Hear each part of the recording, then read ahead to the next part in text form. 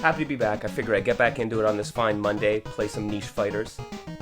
I've been exploring so many random video games. Once you start looking for these little indie games or little niche fighters, you start finding them all over the place. I'm actually going to start out playing some Robo Oh. Oh, okay. Okay. We got some RPG elements here. I like this. What am I going to take? I'm going to take some extra speed and armor. Yeah, let's go with that. Yo, I did not even know. Yeah, it seems normals only put the enemy into like juggle states in specific circumstances. Like heavy can juggle into, I believe, EXs.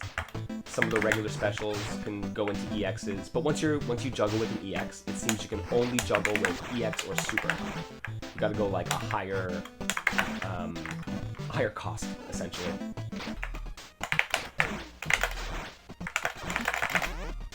There you go.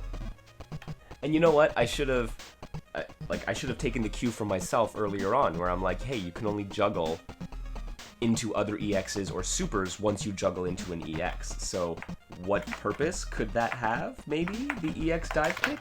Perhaps a second juggle?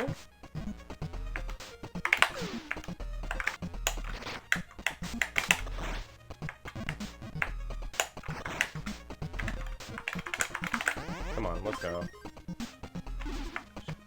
Just gonna follow it. Yes! You're not supering through that, my friend. The Dream Melodies finale is a major hit across the galaxy. I am the best idol. Yo, this is so sick. I really like this. It actually kind of reminds me of Power Quest for the Game Boy Color. That was another, obviously, you have a limited button real estate on the Game Boy. You only got A, B, direction pad, maybe start and select if you want to be brave. You really had to pick and choose. It was very much a Famicom style fighter, and so this reminds me definitely of that. Even with a little bit of RPG elements, right? Like, it's less fleshed out, I think, in this actually. This is just some stat building between rounds, which is really awesome. Don't get me wrong, I love it. Power Quest had like a world map that you could, or a city map actually, that you could walk around in and get into battles and level up and such, gain experience, gain money.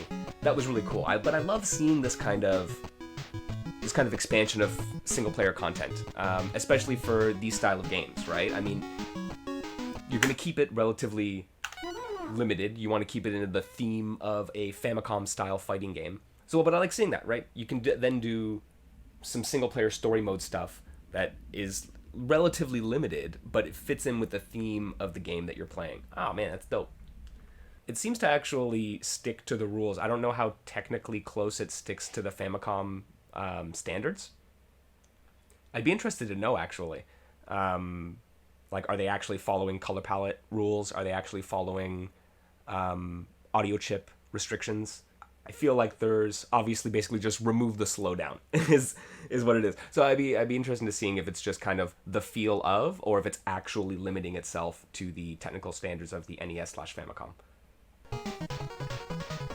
So yeah, Ring King seems to have, he has like a quarter circle back, which is the Balrog sweep.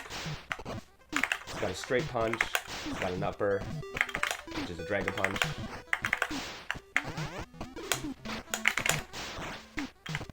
Yeah, this game is very much like Street Fighter 2 archetypes. Though there are a couple twists on it, like U-Melody with her projectile reversal or projectile reflect. Yo, get under those. Nope, landed right on that. Shouldn't have committed to the jump. Yes! Yo, that super reaches unbelievably far. With how floaty the jumps are in the game and how little, like, extra mobility options you have, like, I'm not even sure. I think Grand Sky has a way to alter his jump arc, and then a couple characters have dive kicks, which could alter it. But, like, not many do. It's like, once you're in the air, you're committed. And if you're jumping back like that, Ring King can just, like, full screen super you.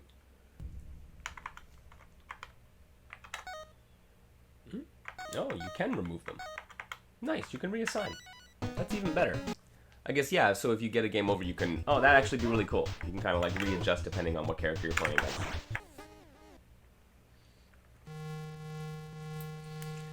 Yo, is it a different crown for everyone, or is it a random crown? That's my question. The important things that I need to know. Delightful. This is honestly... RoboOh is such a tight little package. Like, it is exactly what it promises. Nothing more, nothing less. And it does it very well. I've been super fun. I'd like some extra folks to hop on this Foxy Boxy game package. I love the ode to Famicom fighters. Like, it's something that I always like. I grew up playing in the arcade, and so it's like when I'd go back from, you know, Street Fighter or KOF or whatever it was, X-Men versus Street Fighter, back home, and I'd pick up something where I'm like, hey man, I just want to play a fighting game, and you grab something on the NES. It's like, it's not the same, but it's still so good. Like, you can still find so much really cool fighting game stuff in there, and frankly, like, that's, like, I have this, like, soft spot in my heart for this style of game, where it was like, I'd spend far too many hours poking away at games because it felt like more fighting games, and it was something I could get at home. Like, really, we're ridiculously spoiled for choice. Like, if you want to play a fighting game, doesn't matter what the style is, you can find it out there. There's going to be a game that caters to your, you know, whatever, 1 or 2 buttons, super short combos, no infinites, all that good stuff. You can get that all, or you can get crazy air dashing fighters with ridiculously, you know, interconnected systems that play off each other, and that give you all this freedom. So we are spoiled for choice in this day and age. Go check out any kind of game, find an indie fighting game developer that you like, that's making something cool and interesting, and go scream about it from the rooftops. They all deserve to be talked about.